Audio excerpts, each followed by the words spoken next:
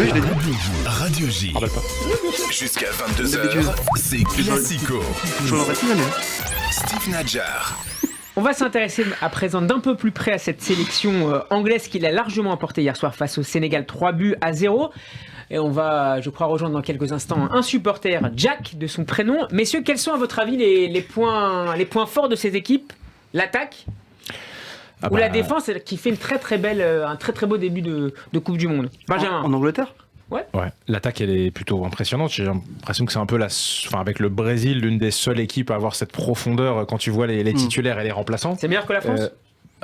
Globalement, je pense que oui. Les remplaçants chez nous, c'est Thuram, Kolo-Muani. Chez eux, c'est Rashford. C'est Foden qui n'a pas commencé Saka titulaire. qui est rentré, Foden qui est là, Kane, Rashford, je viens de le dire. Et Mason Mount qui est rentré, qui est un peu plus au milieu. Alan Shearer aussi, je crois. Alan Shearer va revenir, Teddy Sheringham aussi. Non, mais c'est impressionnant. Vraiment, devant, c'est assez impressionnant. Il y a Sterling qui était pas là, mais qui va peut-être revenir. Il a eu des problèmes personnels. Et puis il marque, surtout. C'est-à-dire qu'il joue et il marque, l'attaquant. Là, on a une grande différence avec la France, c'est que si t'as pas Mbappé qui marque ou Giroud, t'as pas beaucoup de joueurs qui marquent. Et donc eux, en fait, il y a un vrai banc qui apporte quelque chose, qui apporte du joker et du bonus sur le terrain. Donc, je disais tout à l'heure, les deux équipes se ressemblent vraiment. Mais c'est vrai que le banc est beaucoup plus impactant à son entrée, parce qu'ils ont plus joué, parce qu'il y a un vrai groupe, parce qu'il y a un passif. L'Euro qu'ils ont eu chez eux il y a 2 ans, à mon avis, leur sert, même pas il y a 2 ans, il y a 1 an et demi, leur sert aujourd'hui. Et il y a une vraie expérience. Hier, ils sont assez solides. Alors hier, ils peuvent prendre un penalty contre le Sénégal, parce que la main, tu l'interprètes comme tu veux. Il peut y avoir penalty si tu veux. Mais ça été malgré tout plutôt dominant. Dans le jeu, et surtout, ils vont plus vite. Ils vont plus vite. C'est hallucinant. Dans la transmission de passe, ça va tellement vite. Mais t'as raison, Alex, de dire que c'est une équipe qui nous ressemble finalement, qui joue également en 4-3-3 à peu près comme nous. Alors ça pourrait bouger, on va en parler. Ça pourrait bouger, mais en tout cas rapide devant, sur les côtés. Ça se ressemble, ça va être une opposition hyper intéressante. C'est ce que tu disais, du 50-50, c'est des équipes qui vont très très vite, qui peuvent en l'espace d'une demi-seconde comme ça partir vers l'avant et pouvoir marquer à tout moment. Face au Sénégal, je crois qu'ils ont démarré au départ, c'était un peu compliqué pendant la première demi-heure. Après ils ont ouvert le score, ce qui les a à mon avis libérés. C'est vrai que samedi, celui qui marquera en premier peut-être aura beaucoup de chances de pouvoir l'emporter. Je pense pas qu'il y aura beaucoup de buts dans cette rencontre. Donc, est-ce qu'il y a un joueur qui vous plaît particulièrement dans cette sélection ? Kane, je suis. Alors par contre, puisqu'on parle des gardiens de but et qu'on a la chance d'avoir un semi-pro à côté. Non mais Hugo Lloris les connaît bien. Par contre, pour le coup, ça peut être aussi un avantage, c'est que lui, travaillant en championnat et Harry Kane les connaissant bien, il sait comment il va falloir que ça fonctionne. Il va peut-être pouvoir parler à ses défenseurs et leur expliquer de la manière dont ça va bouger. Mais non, moi je suis très. Je trouve ça. Moi franchement, j'attendais ça avec impatience. Quand on a vu le tirage au sort et qu'on s'est imaginé, vous savez, on s'imagine toujours le fameux tableau, et on s'attendait à un France-Angleterre en quart de finale si tout se passait bien. C'est le moment rêvé et effectivement ça va être, pour moi c'est vraiment du 50-50. Si vous demandez, moi je dis 0-0 mais je peux pas vous dire pour qui. Bonsoir Jack. Bonsoir. Merci de nous rejoindre. Vous êtes donc supporter de la sélection britannique. Est-ce que vous voyez les Anglais favoris contre la France samedi ? Oui, écoutez, c'est difficile à dire parce que pour moi, ce sont les deux meilleures équipes jusqu'ici. Et c'est dommage que ce soit le quart de finale. Mais ça pourrait être le final. Mais à mon avis, il faut absolument, pour les Anglais, il faut absolument éviter un bout français pendant les 30 premières minutes.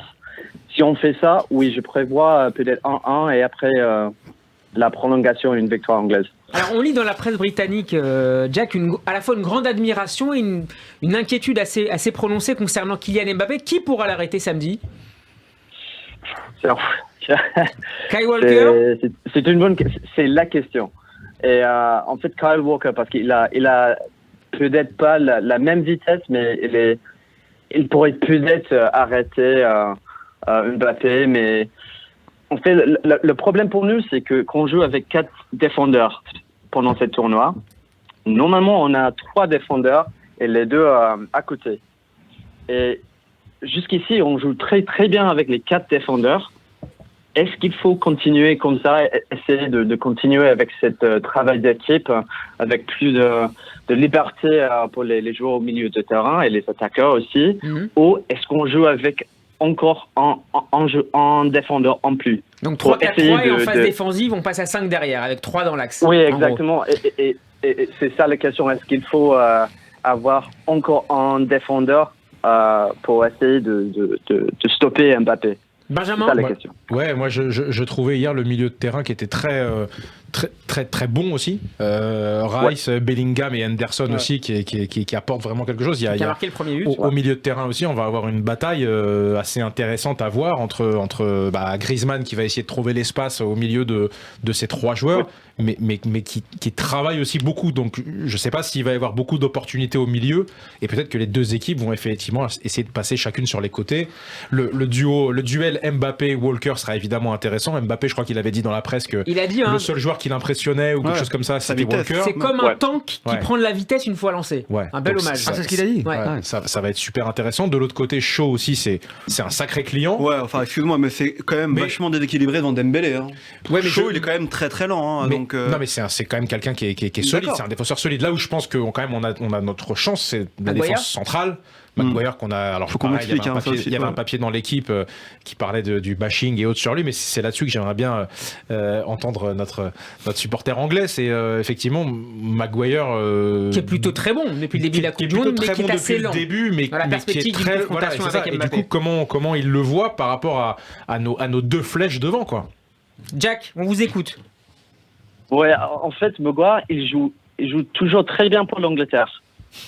Hors de ce qu'il a fait cette année pour Manchester United, il est toujours très très fort pour nous, pour l'Angleterre. Et c'est ça la différence entre cette équipe et l'équipe des années 2000.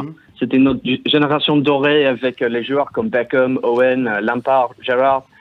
Mais ce sont des joueurs qui n'ont pu jamais faire ce qu'ils ont pu faire pour leurs clubs respectifs. Soit Chelsea, soit Arsenal, soit Manchester United, ils ont tous gagné chaque trophée, mais ils n'ont pu jamais faire le même pour l'Angleterre. Mais cette fois-là, on a des joueurs qui sont mieux pour l'Angleterre, comme Maguire, comme Pickford, comme Walker, Shaw aussi. Et c'est ça la différence, et ça c'est pourquoi on devient peu à peu plus sûr de cette équipe. Ouais, c'est vrai. Alex, pour terminer, juste simplement, je vais aller contre Max pour le coup. Moi, je pense qu'il y aura beaucoup de buts. D'accord. Je pense vraiment que t'as 2 attaques de feu en fait. T'as des mecs. T'as le droit de te tromper. Hein. Oui. on s'appellera à la fin du match. Non, mais en vrai, je trouve que t'as des mecs qui veulent marquer. Ils ont ça faim. oui, vous avez cherché où Ils ont faim. Mais donc ça veut dire que je pense pas qu'on va leur dire. Non, mais je pense pas qu'on va leur dire jouer le match au nul. Je pense qu'on va dire du côté à Kane, c'est pas ce que j'ai dit, à Foden, à Rashford quand il va rentrer, allez marquer, et Mbappé. J'ai pas dit ça, mais j'ai dit que si une des 2 nations marquées, voilà, celle-là prenait vraiment. Ouais. Alors c'est normal, elle prend l'avantage, ça c'est une logique implacable, mais je pense qu'elle prend une option assez importante d'aller au bout du score, de se qualifier pour la demi-finale. Voilà. Jack, merci beaucoup d'avoir été avec nous. On s'échangera les numéros. Merci à vous. À très bientôt dans Classico. Bon match. Thank you very much. Bien. Non, je suis anglais moi. Il avait